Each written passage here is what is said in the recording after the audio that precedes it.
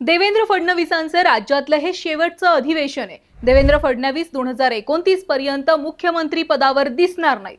फडणवीस लवकरच केंद्रात जाणार। मंडळी, फडणवीसांबद्दल अनेकांनी आतापर्यंत ही भविष्यवाणी केलेली आहे। या चर्चा इतक्या झाल्यात की सर्वसामान्य जनता सुद्धा आता फडणवीसांना भविष्यातला पंतप्रधान म्हणून आतापासूनच पाहायला लागली आहे। बरं, याआधी फक्त ठाकरे गटाच्या आदित्य ठाकरेंनीच थेटपणे फडणवीसांच्या केंद्रात जाण्याबद्दल विधान केलं होतं, पण आता आदित्य ठाकरेंसोबतच संजय राऊतांनी सुद्धा फडणवीसांना केंद्राचा रस्ता दाखवलाय। बरं, राऊतांनी फक्त फडणवीसांबद्दल भविष्यच सांगितलेलं नाहीये, तर फडणवीस दिल्लीत गेल्यावर राज्यात त्यांच्या जागेवर कोण येईल हे सुद्धा सांगितलंय। आणि राऊत कमी होते म्हणून की काय, फडणवीसांना केंद्रात जाण्याचा सल्ला सत्तेतल्याच मित्र पक्षानं म्हणजेच शिंदेंच्या पक्षात नुकतेच गेलेल्या बच्चू कडूंनी सुद्धा दिलाय। एका बाजूला चर्चेतून नेते मंडळींनी हे अगदी कन्फर्म केलंय की फडणवीस दिल्लीत जाणारच, पण दुसऱ्या बाजूला एक प्रश्न पडलाय की राज्यात मग एकनाथ शिंदे मुख्यमंत्री असणार की भाजपचाच कोणता नवा चेहरा मुख्यमंत्री पदावर असेल। आजच्या व्हिडिओत हेच पाहायचंय की फडणवीसांच्या जागी राज्यात कोणत्या नावाची चर्चा आहे, तसेच राऊत आणि बच्चू कडू नेमके काय म्हणालेत। नमस्कार, व्हिडिओ शेवटपर्यंत नक्की पहा। सुरुवातीला हे पाहू की देवेंद्र फडणवीस केंद्रातल्या राजकारणामध्ये जातील असं म्हणण्याची सुरुवात नेमकी कुणी केली होती। बघा, फडणवीसांना केंद्रात पंतप्रधान पदावर पाहण्यासाठी इच्छुक आहे असं सगळ्यात पहिल्यांदा ठाकरे गटाचे नेते आमदार आदित्य ठाकरे म्हणालेले होते। आदित्य ठाकरे असं बोललेले की देवेंद्र फडणवीस यांचे मुख्यमंत्री म्हणून हे अखेरचं अधिवेशन असेल, यानंतर त्यांना दिल्लीमध्ये मंत्रिपदाची जबाबदारी दिली जाईल। भाजपा फडणवीसांना महाराष्ट्रात काही केल्या ठेवणार नाहीये। शिवराज सिंह चौहान यांच्याबरोबर झालं तोच न्याय फडणवीस यांच्याबरोबर होईल असं आदित्य ठाकरे सगळ्यात आधी बोलले होते। त्यांच्याच विधानानंतर फडणवीसांच्या केंद्रात जाण्याच्या चर्चांना वेग आलेला होता। आता फडणवीस केंद्रात गेले तर राज्यात त्यांची जागा कोण भरून काढणार हा देखील प्रश्न अनेकांच्या मनात होता।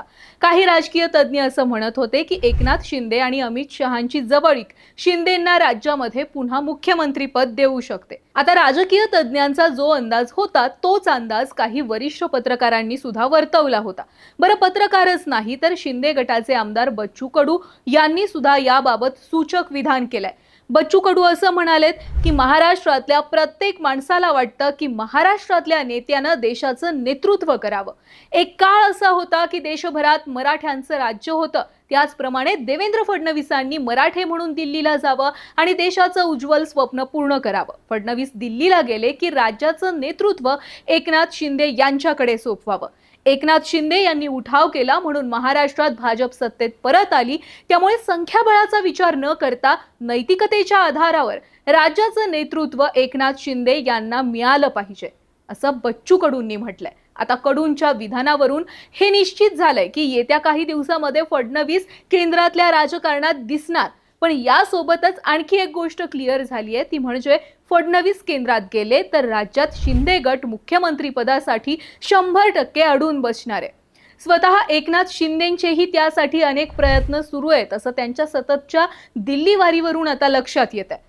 आता बघा, एका बाजूला फडणवीस हे देशातल्या राजकारणात जातील, पंतप्रधान पदाच्या शर्यतीत सुद्धा जातील आणि शिंदे पुन्हा मुख्यमंत्री पदावर येतील अशी सगळीकडे चर्चा सुरू असताना ठाकरे गटाच्या संजय राऊतांनी अचानक मध्येच वेगळ्याच माहितीचा बॉम्ब फोडला, ज्या माहितीमुळे एकनाथ शिंदे आणि शिंदे गटाच्या नेत्यांचा प्रचंड मूडहाफ झाला आणि सोबतच संताप आणि टेन्शन सुद्धा आलं। आता राऊत नेमकं काय म्हणाले, तर राऊतांनी माध्यमांमध्ये असं म्हटलंय की फडणवीस केंद्रात गेल्यावर राज्याची सूत्र चंद्रशेखर बावनकुळेंकडे येतील। फडणवीसांनंतर विदर्भातील नेते बावनकुळे मुख्यमंत्री पदासाठी योग्य नेते दिसतात। सगळ्यांशी संवाद ठेवणारे, सगळ्यांना सांभाळून घेणारे ते आहेत। एकनाथ शिंदे परत मुख्यमंत्री होणार नाहीत, अजिबात होणार नाहीत। उरला प्रश्न महाजनांचा, तर गिरीश महाजन यांचा रेकॉर्ड अत्यंत खराब आहे। बावनकुळेंची शिफारस देखील स्वतः देवेंद्र फडणवीसच वरिष्ठांकडे करतील।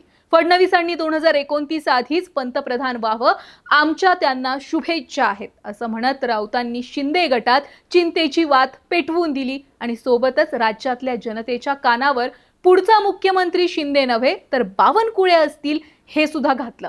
आता राऊतांनी म्हटल्याप्रमाणे खरोखर फडणवीस केंद्रात गेल्यावर बावनकुळे हे राज्यात मुख्यमंत्री होतील की नाही हे खरं तर आता राऊत आणि भाजपच्या वरिष्ठांनाच माहिती. पण इतके दिवस ज्या शिंदेंची चर्चा मुख्यमंत्री पदासाठी सुरू होती त्या शिंदेंचं नाव राऊतांनी अगदी चतुरपणे बाजूला काढलं आणि राज्यातल्या जनतेला थोडक्यात हे अप्रत्यक्षपणे सांगितलं की फडणवीस जरी केंद्रात गेले तरी भाजप राज्यामध्ये त्यांचाच माणूस मुख्यमंत्री पदावर ठेवणार आहे. आता भविष्यात हे पाहणं महत्त्वाचं आहे की खरोखर फडणवीसांना जर केंद्रात मंत्रीपद दिलं किंवा ते पंतप्रधान पदाच्या शर्यतीत असले तर राज्यात मुख्यमंत्री पदासाठी कोण कोण दावेदार असणार. बरं, या सगळ्यात शरद पवारांना विसरून चालणार नाहीये. कारण ज्या अर्थी सध्या पवारांच्या पक्षाच्या भाजप सोबत जाण्याच्या हालचाली दिसतायत त्या अर्थी भविष्यात असं सुद्धा होऊ शकतं की फडणवीस देशात जातील आणि राज्यात अजितदादा आणि शरद पवारांची राष्ट्रवादी एकत्र येऊन मुख्यमंत्री पदावर दावा सांगेल आणि कितीही झालं तरी फडणवीसांना शिंदेंपेक्षा अजितदादा जवळचे होते.